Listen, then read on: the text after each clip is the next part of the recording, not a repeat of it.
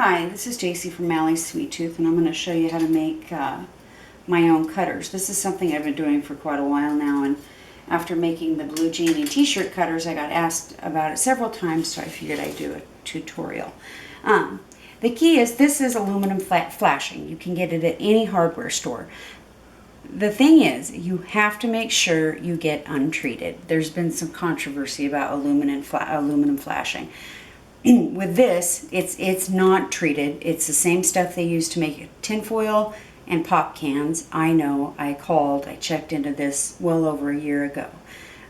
The flashing that people are concerned with, it's pretty obvious. It has a coating over it, but that is not what this is. It's just plain aluminum. And it'll come in a 10 by 10 roll, and it's approximately $12, and you get hundreds of cutters out of it.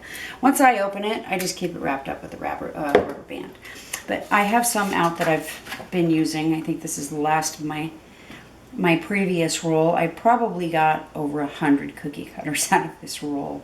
I don't even throw away the end pieces. In fact, this was 2 separate pieces, and I went ahead and made a bow tie with it. But for this one, we're going to go ahead and do a tie. So how I start out is I sketch out what I want, estimate my measurements. I mean, if I'm going to want a 5-inch cutter, then, you try to keep especially your length to that and what you're comfortable with. That doesn't necessarily mean that's what's going to come out, but you can tweak it. You'll see what I mean as we get going. But anyway, I go ahead and to get a straight line, I use my trusty old tape measure. This is just my grandfather's and I like it. I've tried using a ruler, but it's just not long enough. So then I draw a straight line with an edible marker, so non-toxic. And the thing I like best about this is it cuts with scissors. I mean, it really, really is easy to work with, but it's sturdy enough that it will hold the shape of your cutter. I've been using the same wedding dress cutter that I very first made for probably a little over a year now, and it's still going strong. And you get a crease in your flashing. It doesn't matter, that's just where you start your bend.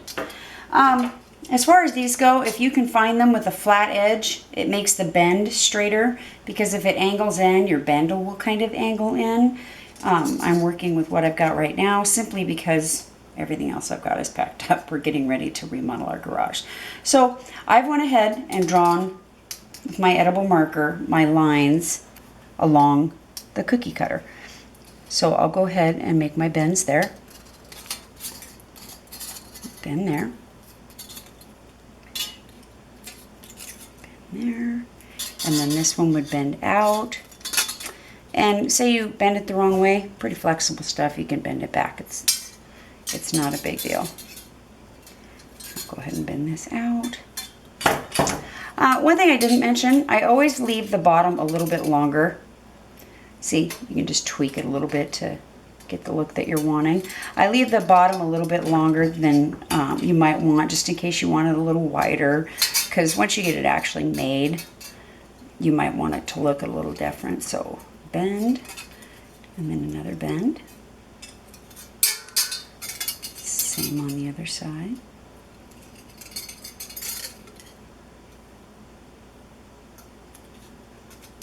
Okay.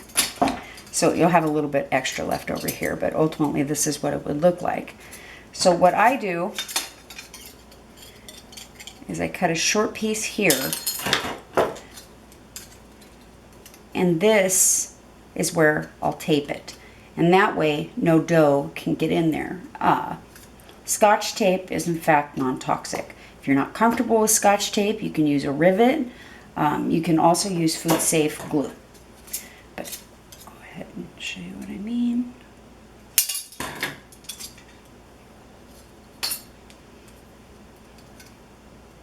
Marker on my fingers. So that's about where I'd want to tape it. And if you want it wider, you can pull it wider like that. I kind of like the narrow. Give me just 1 second here.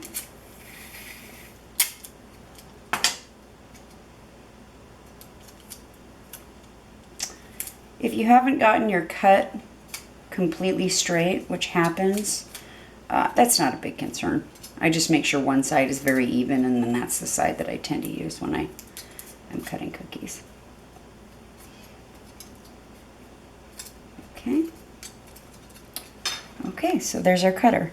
Like I said, if you want it a little wider, you can bend it, or if you're not happy with the way that these bends work, you just, you know, tweak a little bit as needed. But actually, I think that one turned out just perfect as it is. And I don't throw away scraps either. With this particular bow I made with it, I used 2 different scraps. What I use to round my cutters with is generally just a pen or whatever's round that's available. I'll bend it right in the center, measure it, and then pull it open, and then I taped up there. So you have 2 even pieces, which comes out for a very uniform cutter. Okay, if you have any questions, just let me know on Facebook. Thanks so much.